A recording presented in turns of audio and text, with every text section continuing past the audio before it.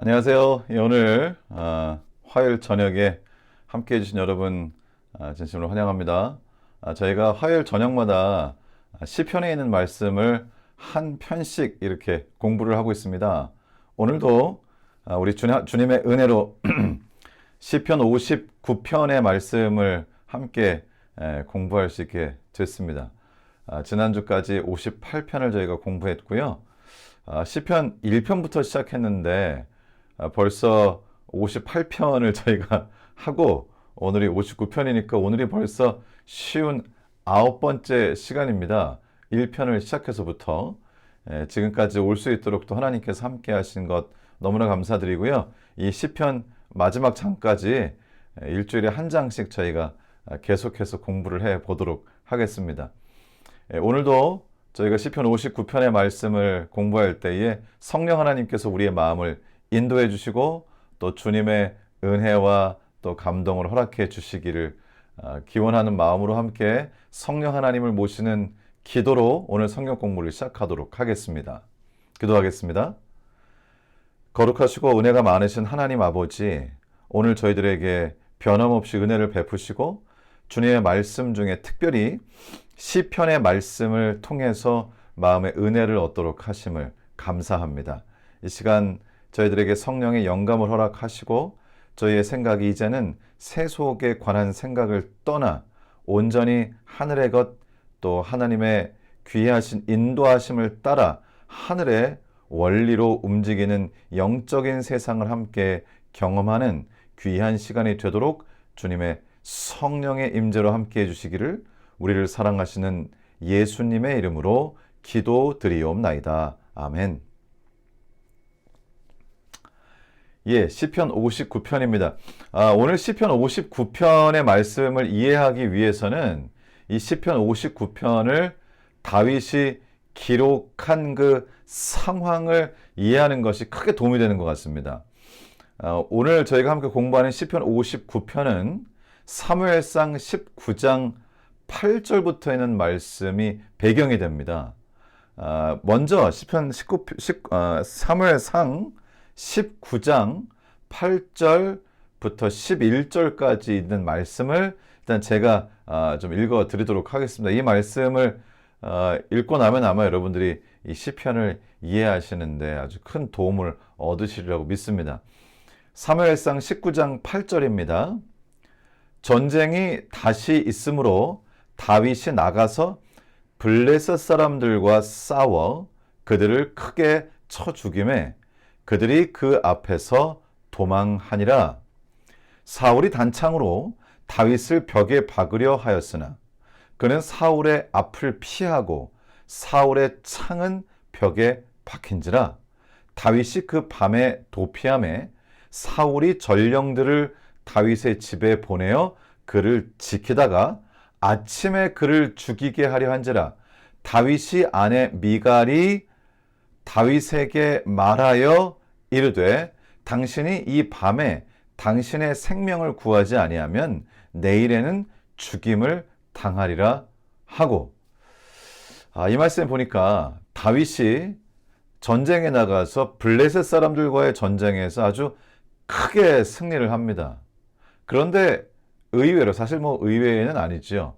사울의 마음에 다윗이 너무 인기가 많아지니까 좀 일종의 위협을 느꼈던 것이 사실입니다. 그래서 사울이 전쟁에서 다윗이 승리하고 돌아왔는데 오히려 창을 던져서 다윗을 벽에 박으려 했습니다. 이 사단의 영이 그에게 들어간 것이죠. 그는 사울의 앞을 피하고 사울의 창은 벽에 박힌지라. 다행히도 사울이 던진 창이 그러니까 다윗이 사울이 던진 창을 피해서 다윗은 살아났습니다. 그리고는 다윗은 그 길로 도망했습니다.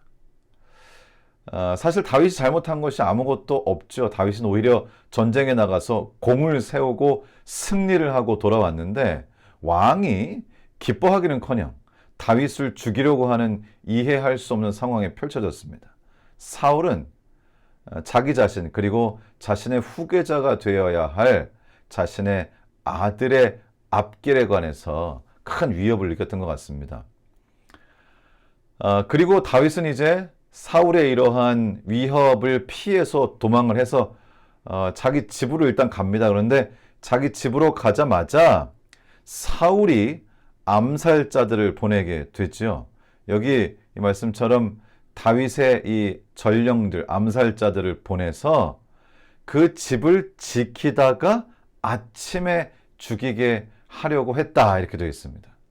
그러니까 사울이 사람들을 의식할 수밖에 없죠. 만일에 사울이 다윗을 죽인다고 하는 사실이 공개적으로, 죽이려고 한다는 사실이 공개적으로 이렇게 보여지면 지금 다윗이 굉장히 인기가 있고 백성들이 다윗을 따르기 때문에 어떻게 일이 펼쳐질지 알 수가 없기 때문에요. 사울은 다윗을 조용히 죽이려고 했습니다.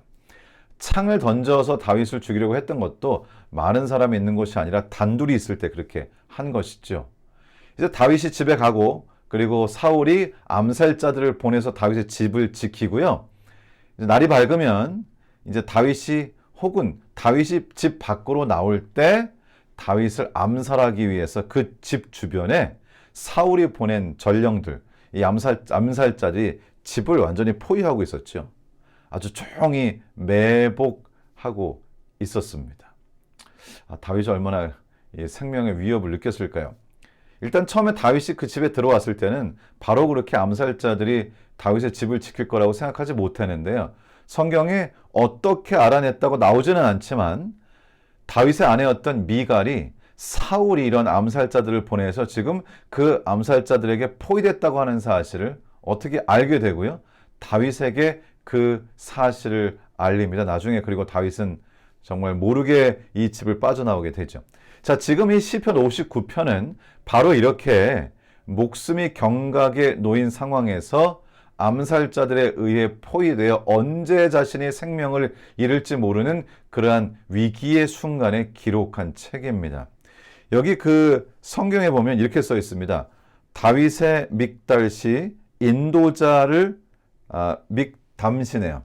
인도자를 따라 알다스 헷에 맞춘 노래, 사울이 사람을 보내어 다윗을 죽이려고 그 집을 지킨 때, 바로 이 사무엘상 19장 8절부터 11절까지 있는 이 말씀, 바로 이 말씀이 시편 59편의 배경이 되겠습니다.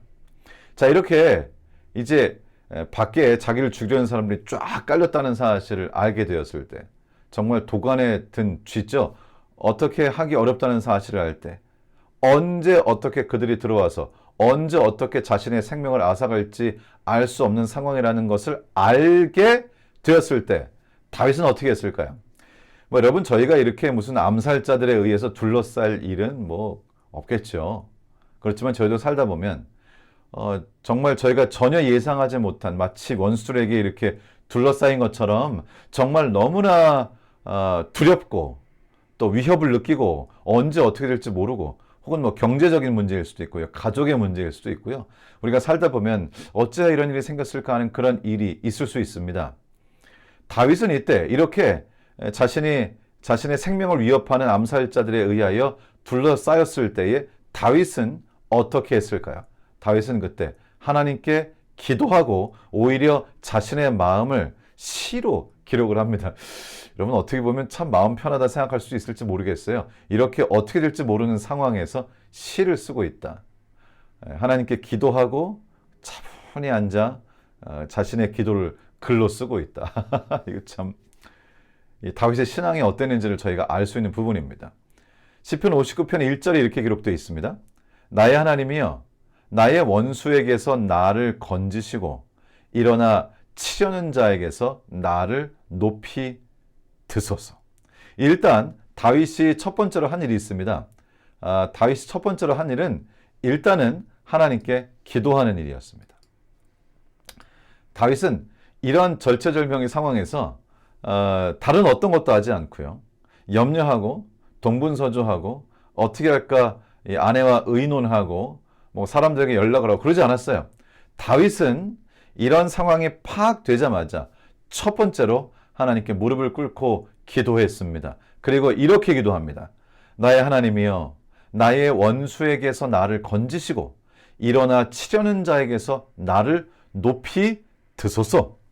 악을 행하는 자에게서 나를 건지시고 피 흘리기를 즐기는 자에게서 나를 구원하소서. 다윗에게는 자신을 구원하고 이런 상황에서 자신을 높이 들어서 옮겨 놓으실 분은 여호와 하나님밖에 없다는 사실을 분명히 했고요. 상황적으로 볼 때는 전혀 빠져나갈 수도 없고 방법도 없는 것처럼 보였습니다. 다윗은 이때 머리를 짜내면서 전략을 만들어내기 위해 애쓰지 않았고요.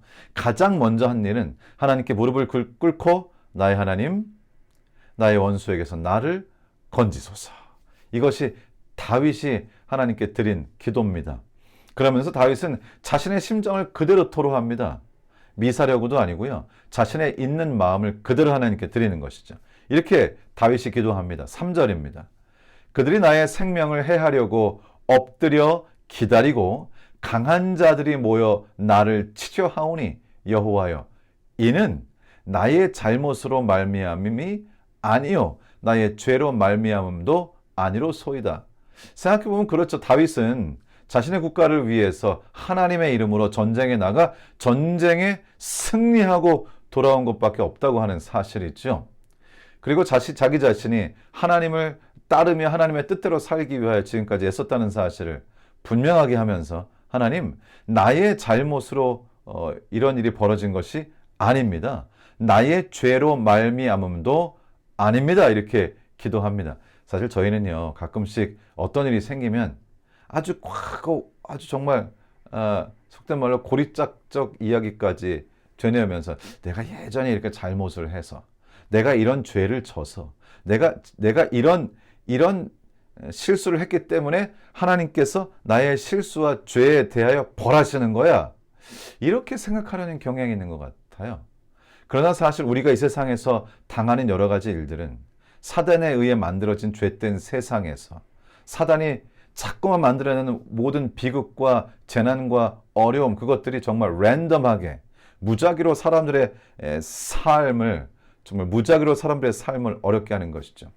예전에 라스베가스에서 총기 난사 사건이 있었는데 그때도 그랬죠. 콘서트가 있었고 큰 광장에 수많은 사람들이 모였을 때 높은 건물에서 어떤 한 사람이 정말 연발총을 가지고는 끝없이 수없이 밑에 있는 사람들을 향해서 총을 쏘기 시작했습니다.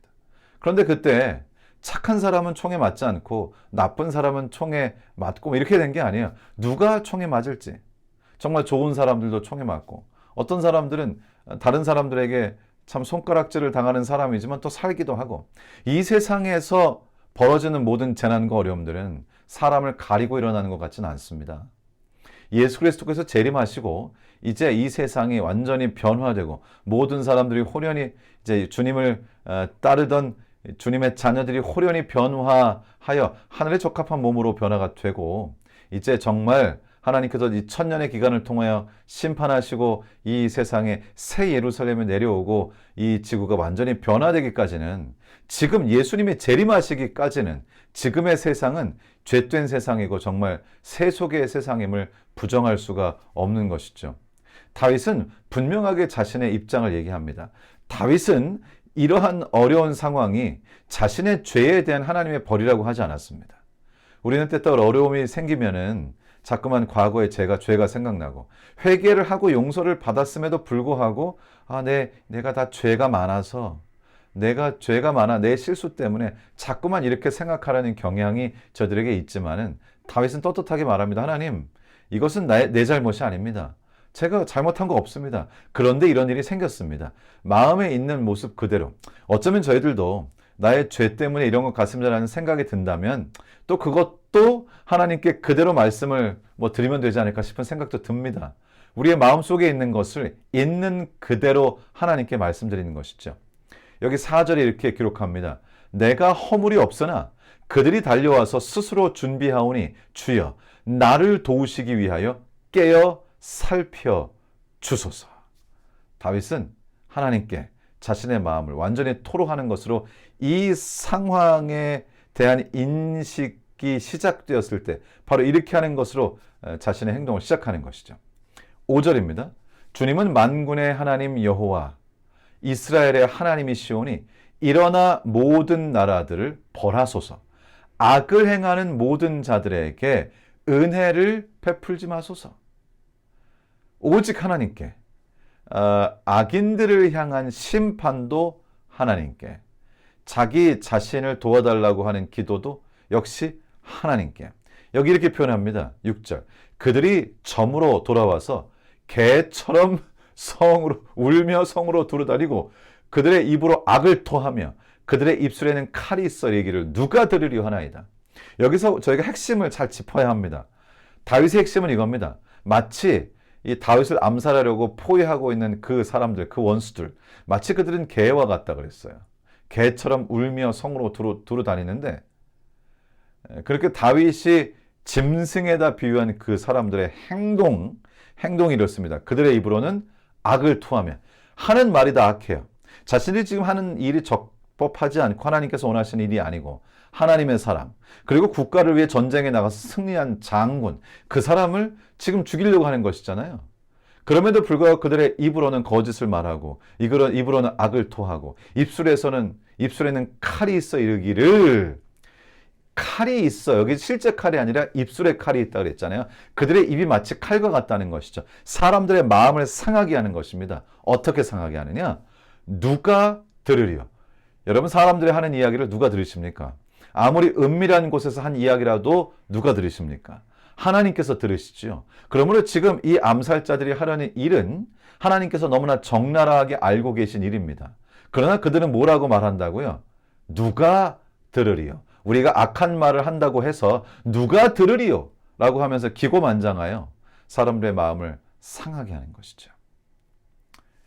이런 모습을 보실 때 하나님께서는 어떨까? 다윗은 지금 그 암살자들의 모습을 묘사하고, 그리고 이러한 모습에 대하여 하나님의 반응은 어떠실까? 이렇게 기록합니다. 8절에 여호와여 주께서 그들을 비웃으시며 모든 나라들을 조롱하시리이다. 고개를 흔드시면서 아이고 참 어리석구나, 헛웃음밖에 나오질 않는구나 하는 그 하나님의 모습을 다윗이 이제 묘사를 하고 있는 것입니다. 사람들이 참으로 어리석다는 것이죠. 인간의 모든 말은 심판을 받는다고 예수님께서 말씀하시죠. 너희의 한 말로 구원에 이르고 말로 심판에 이른다는 표현도 있습니다. 그만큼 말이 중요하다는 것이죠.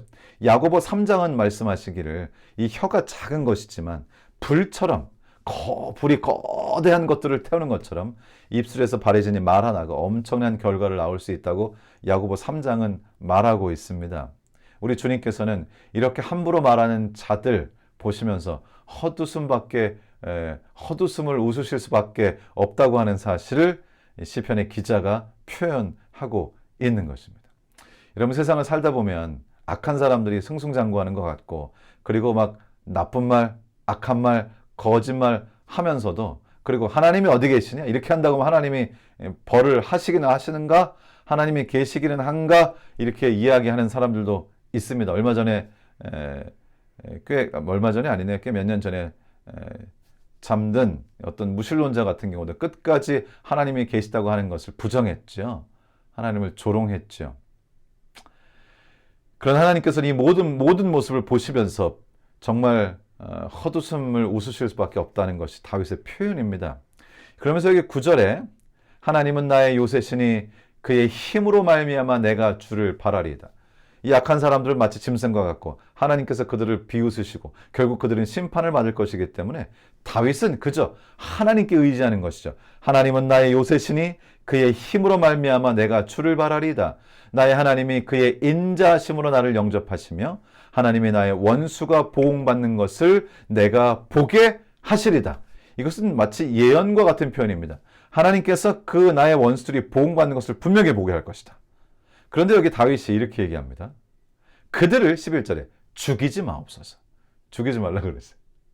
나의 백성이 잊을까 하나이다. 우리 방패 되신 주의 능력으로 그들을 흩으시고 낮추소서. 그들의 입술의 말은 곧 그들의 입의 죄라. 그들이 말하는 저주와 거짓말로 말미암아 그들이 그 교만한 중에서 사로잡히게 하소서. 무슨 얘기인가요? 그들을 죽이지 말아달라고 그랬어요. 오히려 살아서 흩어지게 해달라고요. 그래서 자신이 한 일들의 결과가 무엇이고 그것이 얼마나 악한지 그리고 그것이 얼마나 하나님께서 미워하시는 것인지를 깨달을 기회를 달라고 하는 것이죠. 사실 어떤 사람이 그저 죽어버리면 자신이 한 잘못을 깨닫거나 그 잘못의 결과가 무엇인지 알 기회가 없어진다고 하는 것이죠. 여기서 다윗은 하나님 내 원수들을 죽여주십시오 이렇게 하지를 않고요. 다윗은 그들을 죽이지 마시고 흩어서 그들이 깨닫게 하소서. 이 시편에서 다윗의 이 기별의 핵심 중에 하나는 사람들로 하여금 깨닫게 하소서. 우리 하나님께서 모든 일의 주관자이시며 하나님의 모든 일을 하시며 요새시며 하나님이 정말 우리의 하나님이심을 보여주소서. 그래서 그들로 깨닫게 하소서. 자신이 한 일의 결과로 오히려 자신이 잡히게 하시고 그러면서 얼마나 어리석은 일이었나 깨닫게 해달라고 그렇게 기도합니다. 그러면서 결국 이 모든 악한 행위의 심판은 마지막 하나님의 진노의 심판 때에 있을 것이라고 그렇게 표현합니다. 13절에 진노하심으로 소멸하시되 없어지기까지 소멸하사 하나님이 야곱 중에서 다스리심을 땅 끝까지 알게 하소서. 이것은 이제 최종적 심판에 대한 그런 묘사로서요. 지금 당장 그들이 죽지 않더라도 결국은 심판을 당하게 될 것이라는 사실을 여기 분명하게 표현하고 있습니다. 저도 세상에 살다 보면 좀 불공평한 일이 있고 왜 세상이 이런가? 선한 사람들이 왜 고통을 당하는가? 왜 주님을 신실하게 믿는 사람도 똑같이 아프고 똑같이 재난을 당하는가? 이런 생각을 할 때가 있는데요. 결국 이 다윗의 말처럼 이제 마지막 때 이 진노하심의 심판, 이 세상의 끝에 있을 궁극적 심판, 그것이 모든 것을 제자리로 돌려놓을 것입니다. 우리가 따르는 이 기별은 예수님의 제자들이 그랬듯이 사실 예수님의 제자들도 예수님을 믿고 주님의 기별을 전하는 정말 주님의 말 그대로 제자들이었지만은요. 그분들도 결국 그들의 생애를 순교로 마감하는 경우도 많이 있었습니다.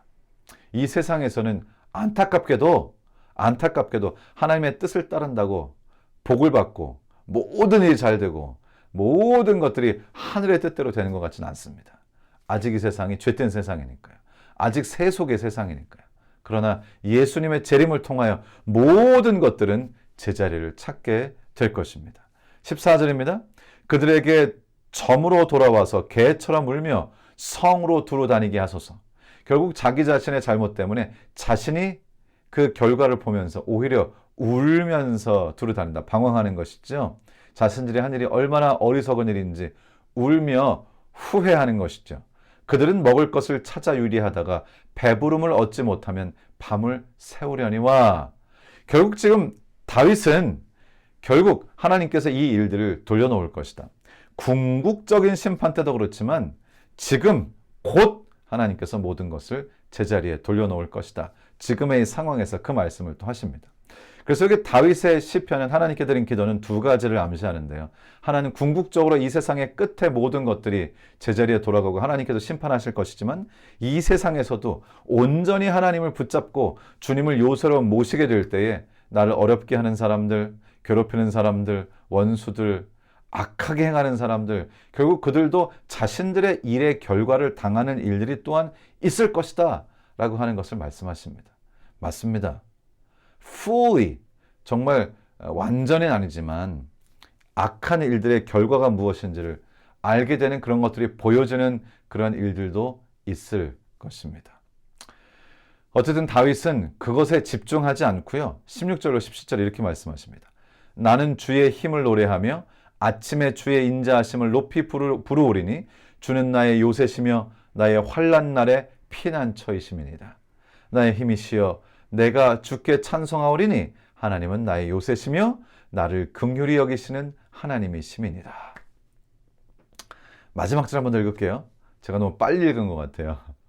나의 힘이시여 내가 주께 찬송하오리니 하나님은 나의 요새시며 나를 긍휼히 여기시는 하나님이심이니이다.